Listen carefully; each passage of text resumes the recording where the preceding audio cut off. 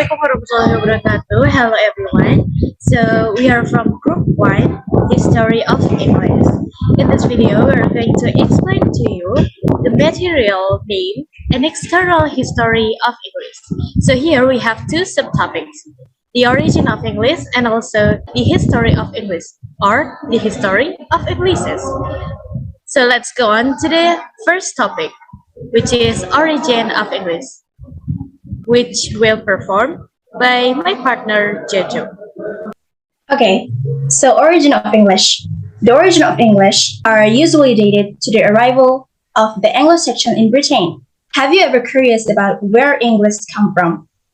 The earliest of English is Old English. Old English was derived from the Germanic language of the Anglo-Saxons who settled in Britain. First, the Romans in Britain. You must know that Britain is occupied country and the Romans is occupier. So why the Romans go to Britain? It has the simple reason to make their empire as big and powerful as possible. So the Romans arrived in Britain in 53 AD under Emperor Claudius. So the Romans brought them with Latin language.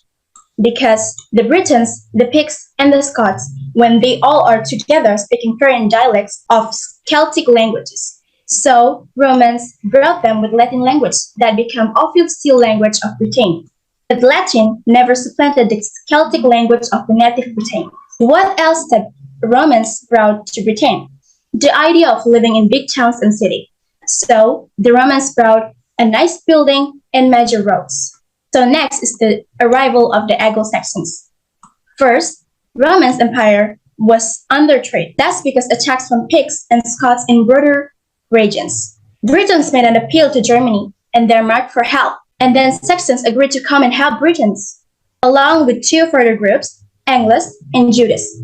Angles from Danish mainland and island, and Jutes from northern Denmark. And then the three group became Anglo-Saxons.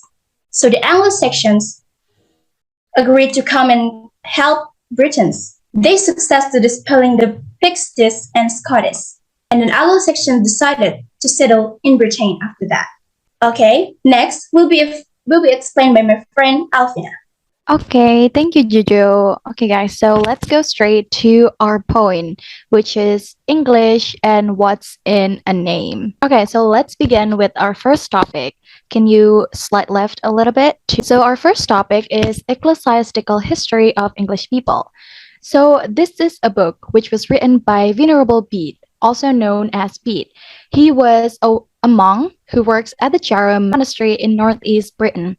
So this book was actually our main sources of information about the Old English period. From this book, we know that the Germanic invaders to Britain were the Angles, the Saxons, and also the Jutes. But many scholars has pointed out that if we wanted to interpret this book, we have to be very careful because, first of all, the book was written by Bede 300 years after the actual event began. And this corresponded to the second reason. Bede wrote the story based on stories that passed down through generations orally. So there likely to be a chance that the story may differ from time to times. And the third reason is oversimplified nationality. The references that he used for the Angles, the Saxons, and the Jutes as nationalities in the book were oversimplified because names for communities at that time were not necessarily equal to our modern society concept of nationality. Okay, so let's move on to our second topics, which is why England. So England means land of the Angles. However, it is not the case that the Angle were simply more than the other group in that time.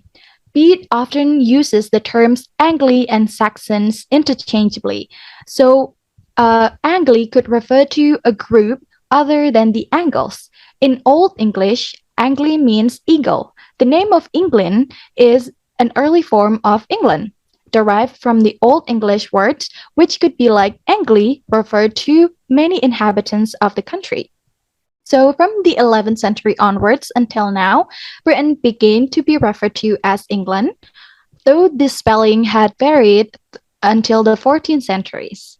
Okay, next to our third point or the third topic, which is the Anglo-Saxons haptiki. Gradually, the Anglo-Saxons settled in England. As the Anglo-Saxons asserted themselves, civilizations of the Romans was destroyed. The Anglo-Saxons lived in a different kind of way from the Romans. They emphasized on hunting and agriculture.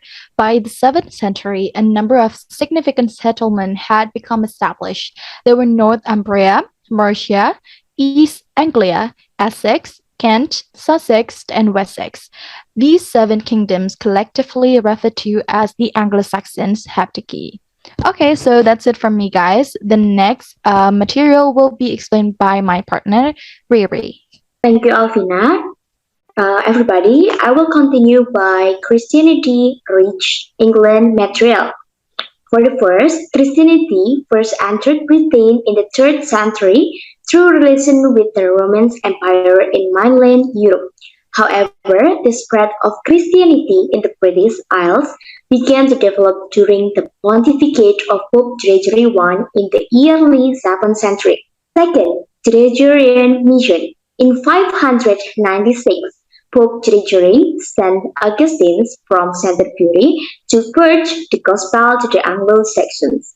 This evangelistic mission, led by Augustine, is known as the Gregorian mission. Part 3. Augustine's first evangelistic work in Britain was in Canterbury when King Ethelbert and his followers were baptized. And 4 years later, Augustine became the first Archbishop of Canterbury.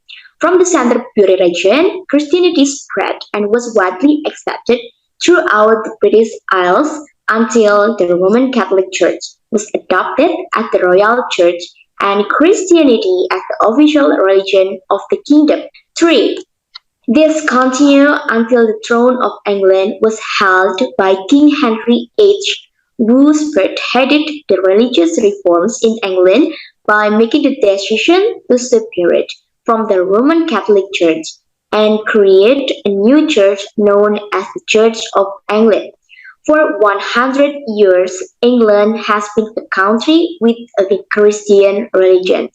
Second, I will continue with Viking rate material. Viking rate was the process by which Scandinavian armies, known in modern science as the Vikings, sailed through most of the North Atlantic, reaching North Africa in the south and Russia in the east, Constantinople and the Middle East as looters, traders, colonies, and mercantile. The colonials England and settled there. These colonizers also had an influence on the development of English language. Colonization began in 793 when 3 ships docked on the shore near the monastery of Lindisfarne. The residents believed that they were Norse traders and were lost, but when they were about to direct the way, they were killed by sailors who then they also looted by monastery. 794, when Viking ships plundered Jeroa Bay and Northumbria. In 795, they attacked the Lona Monastery in Scotland.